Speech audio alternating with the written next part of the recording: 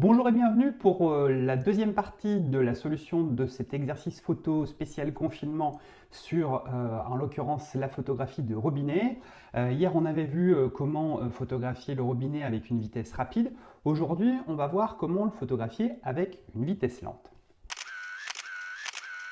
Pour commencer, on va apporter la réponse à l'énigme d'hier qui consistait à trouver la réponse à la question suivante. Comment Hervé avait-il fait pour figer le mouvement et notamment figer une petite goutte d'eau comme celle-ci en utilisant un temps de pause de seulement 1/40 de seconde. La réponse a été donnée en un temps record par Menpacap qui a posté directement sous la vidéo. Je pense qu'il a utilisé le flash pour figer le mouvement de la goutte. On voit d'ailleurs l'ombre de la goutte sur le mur. Effectivement, quand on regarde bien, on voit qu'il y a l'ombre du flash qui se trouve juste sur le mur. L'idée, c'est que la photo ne va pas être exposée uniquement par la lumière d'ambiance qui va rentrer dans l'appareil photo pendant 1/40 de seconde, mais la photo va être exposée par la lumière du flash qui dure un temps très très court. Et du coup, comme l'essentiel de l'exposition provient de cette lumière du flash, ça va nous immobiliser le sujet, ça va figer le mouvement. On en vient donc à notre vitesse lente pour aujourd'hui et je voudrais faire un petit rappel sur les posts avant de voir les photos des participants. J'avoue que je ne pensais pas qu'il y aurait autant de monde qui participerait, j'en suis super content. C'est très très bien. Déjà, vous restez chez vous, c'est une bonne chose. Et vous faites des photos, c'est encore mieux.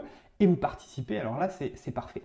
Le truc, c'est que ce que je n'avais pas anticipé, c'est que chacun poste ses photos, ne donne pas forcément les réglages, et forcément puisque je ne les avais pas demandé, en tout cas pas d'une manière très très claire. Ce qui serait sympa pour que je puisse gagner du temps et passer un peu moins de temps à faire des copier-coller entre la photo et les réglages, que d'ailleurs je n'avais pas demandé, c'est qu'on essaie d'organiser un petit peu tout ça sous la même, avec la même logique que pour le challenge photo. Le challenge photo qu'on fait tous les mois dans le groupe Facebook. L'idée, c'est que je ferai un post à la suite de. Quand je vais vous donner un exercice, je ferai un post dans le groupe Facebook et toutes les réponses devront être faites sous ce post. Comme ça, au moins, je sais que tout est là, j'ai pas besoin d'aller chercher à droite à gauche. Là, aujourd'hui, je vous le dis, je pense que j'ai oublié des gens parce que y a des photos qui étaient un peu partout et j'ai peur de ne pas avoir tout retrouvé. Donc, ce qu'on va faire, c'est qu'à partir de maintenant, on mettra tout sous le même post et une photo par personne, en tout cas, là en l'occurrence il y avait deux sujets, donc deux photos, mais quand il y a un sujet, une photo, et en même temps que vous postez votre photo, pas dans un message à part, mais en même temps que vous postez votre photo, vous mettez la légende. La légende, il faut qu'elle soit faite sous un format précis, c'est-à-dire que pour que je sache ce que vous avez fait, qu'on comprenne bien et qu'on puisse faire une restitution, on va utiliser la technique SPP-CMM, c'est-à-dire sensibilité, positionnement. Le positionnement, c'est dans le temps, dans l'espace et le positionnement du matériel. Programme d'exposition, ce qui veut dire détailler aussi les vitesses diaph. Et ensuite, cadrage, mesure de lumière, mise au point. Alors, ne me faites pas un roman, vous me mettez juste, j'ai utilisé, sensibilité ISO, temps, pour telle raison. Voilà, juste 3 mots pour que je sache de quoi il s'agit et que je puisse vraiment comprendre ce que vous avez fait, mais aussi pourquoi vous l'avez fait, de manière à ce qu'on puisse, vraiment, comprendre la mécanique générale. Les exifs, c'est-à-dire les réglages techniques, c'est important, mais je pense que je vous ferai une petite vidéo, peut-être en revenant sur mes photos de coucher de soleil, pour vraiment qu'on comprenne que les données techniques sont vraiment importantes en fonction de ce qu'on veut faire, mais aussi de la situation. Ça, c'est super important. Je reviendrai là-dessus à l'occasion. Voilà, donc maintenant, on va passer en revue les photos de chacun. Alors, première photo de Muriel qui a photographié donc le robinet dans son jardin et qui a utilisé donc pour sa vitesse lente une sensibilité ISO de 100 ISO, qui a fermé son diaphragme avec 25 et ça lui permet d'obtenir un temps de pause de 1/5 de seconde et effectivement l'effet fonctionne. Photo suivante, Agnès avec son 35 mm sur son 80D, coucou Agnès, qui a elle aussi baissé la sensibilité ISO, fermé son ouverture de diaphragme, donc ça crée de la pénurie de lumière. Sensibilité ISO basse, du coup l'appareil photo a besoin de plus de lumière pour exposer. Diaphragme fermé, pareil, il y a peu de lumière qui rentre dans l'appareil photo, donc l'appareil photo a besoin de beaucoup de lumière pour exposer. Du coup, temps de pause long, 4 secondes, et l'effet fonctionne. Alors là, j'ai un petit souci avec la photo de Lottie parce que elle a une ouverture elle a une sensibilité ISO qui est à 100 ISO, donc effectivement elle baisse la sensibilité ISO, elle crée la pénurie de lumière pour son appareil photo. Par contre, elle ouvre le diaphragme. Le diaphragme, en l'occurrence, je pense qu'il y a une petite inversion. Quand on le ferme, c'est le chiffre est grand. Quand c'est une division, c'est f divisé par le petit chiffre. Donc forcément, plus le chiffre est petit, plus l'ouverture est grande. Et là, en l'occurrence, f de 8, c'est une grande ouverture. Donc l'effet, malgré tout, est là, puisqu'on est en intérieur, il devait y avoir assez peu de lumière. Par contre, l'effet aurait été maximisé, c'est-à-dire que si on voulait vraiment avoir un temps beaucoup plus long, il aurait fallu non pas ouvrir le diaphragme à f de 8, mais le fermer à au-delà de 5,6, c'est-à-dire f8, f11, f16, voilà ce qu'il était possible de faire. Donc effectivement, là, ça fonctionne parce qu'il n'y avait pas beaucoup de lumière, mais si on était dans une pièce beaucoup plus lumineuse, ça aurait beaucoup plus de mal à fonctionner. Autre photo, celle de Philippe. Ici, l'effet fonctionne. Il y a juste un petit détail, c'est qu'on a un petit halo jaune, c'est-à-dire qu'on voit qu'il y a une coloration jaune dans l'image. Ça vient du fait que ça a été probablement photographié avec des lumières de tungstène, des lumières d'intérieur, qui ont une coloration jaune. C'est un problème de balance de blanc, c'est pas grand-chose à corriger. D'ailleurs, à ce propos, si vous voulez des précisions sur les réglages et notamment sur la balance des blancs, je vous invite à suivre ma série de vidéos qui se trouve sur mon site internet. Je vous mets le lien par ici et dans la description de la vidéo. Vous aurez pas mal de choses sur la mise au point, sur l'exposition et notamment aussi sur la balance des blancs et un petit peu sur le cadrage aussi. Alors au-delà de ça, il y a eu d'autres participants. Il y a Adrien qui a participé, là l'effet fonctionne très bien. Il y a Anna qui a participé aussi, là aussi l'effet est très parfait. Alors sur la photo en vitesse rapide d'Anna, elle avait allumé les spots dans la salle de bain et il y avait un effet orange. Là visiblement elle les a éteints et toujours balance des blancs. Là il n'y a plus cet effet jaune-orangé parce que les lumières d'intérieur ont été éteintes et du coup on n'a plus cet effet-là. Voilà, donc je vous renvoie à la vidéo sur la balance des blancs. Ici, pareil, un petit peu de jaune sur la balance des blancs, mais sinon, la photo de Daniel, l'effet fonctionne, donc pas de souci, pour moi, le contrat est rempli. Et là, on a la photo d'Hervé qui marche aussi. Alors, il a mis un petit cache bleu derrière, je trouve ça plutôt sympa, parce que ça rajoute un petit peu de couleur. Ça aurait mérité peut-être de prendre toute la surface de l'image pour qu'on ait un fond homogène et qu'on ne voit pas le cache. Mais là, je chipote, parce que franchement, le but du jeu, c'était d'avoir l'effet, et l'effet, il est là. Concrètement, on peut utiliser le programme qu'on veut du moment qu'on suit la même logique. L'appareil photo mesure la lumière renvoyée par le sujet et ensuite il va proposer un couple vitesse-diaphragme. Et selon les programmes d'exposition qu'on va utiliser, on va pouvoir en programmer par exemple le laisser faire tout seul. Donc ici, quand on appuie sur le déclencheur un tout petit peu, l'appareil photo mesure la lumière et propose un couple vitesse-diaphragme. Ici en 400 ISO, 1/40e à f5.6.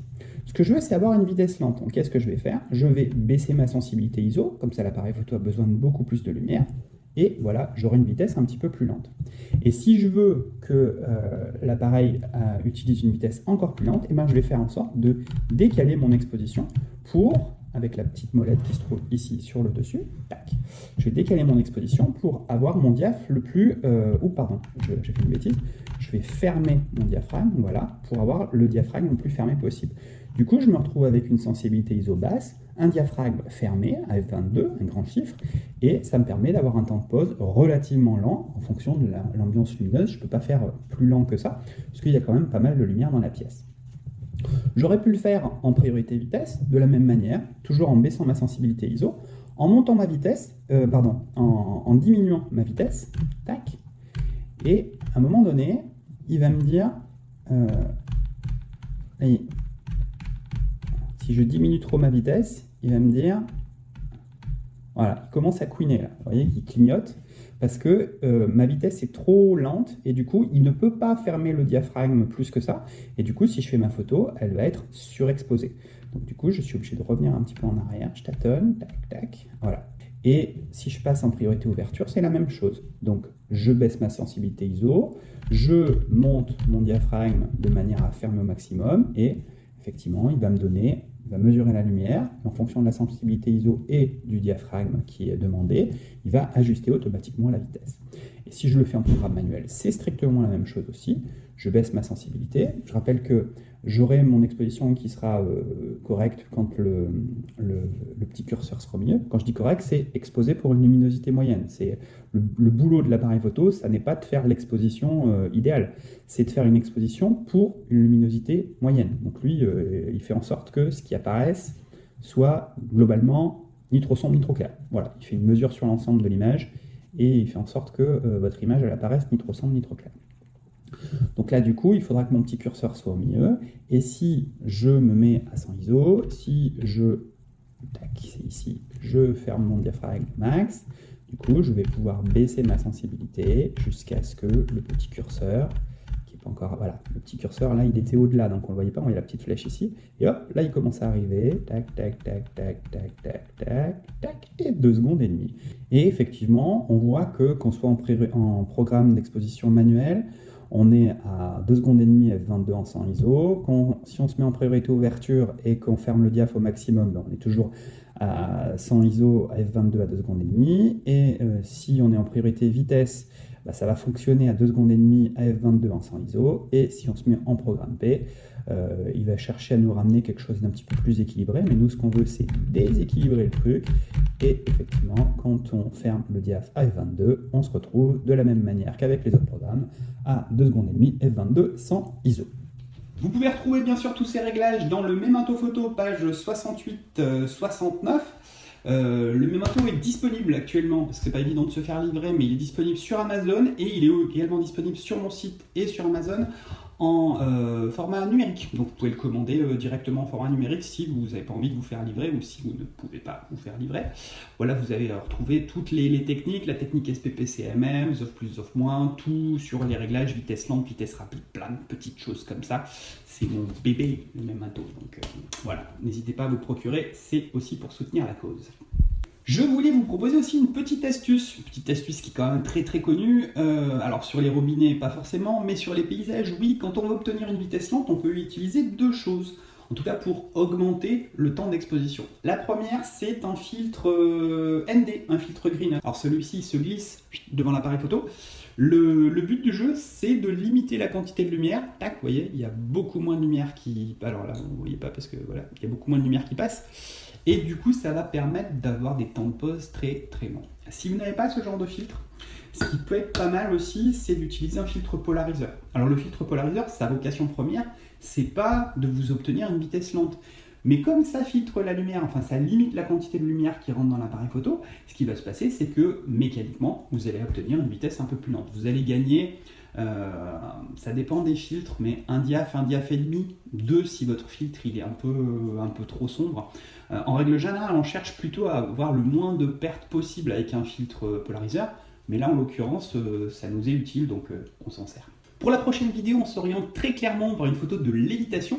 Alors l'idée, c'est pas de faire sauter quelqu'un en l'air, c'est de faire en sorte d'avoir l'impression que la personne est suspendue, comme ça, immobile, au-dessus du sol. On va changer un petit peu la manière de faire, je ne vais pas vous donner le sujet et ensuite vous apporter la solution. Je vais vous expliquer comment faire, donc vous aurez un peu la solution au début, parce que sinon ça va être un petit peu trop compliqué. Et le but du jeu, ça va être que vous puissiez le mettre en place, et on fera une deuxième vidéo où on regardera les images que vous avez faites, et on verra ce qui a marché, ce qui a moins bien marché, et comment améliorer les choses. Voilà, je restez chez vous, prenez soin de vous, je vous dis si ce n'est à demain ou après-demain, en tout cas le plus rapidement possible, pour continuer à s'occuper chez soi et à faire des photos. À bientôt.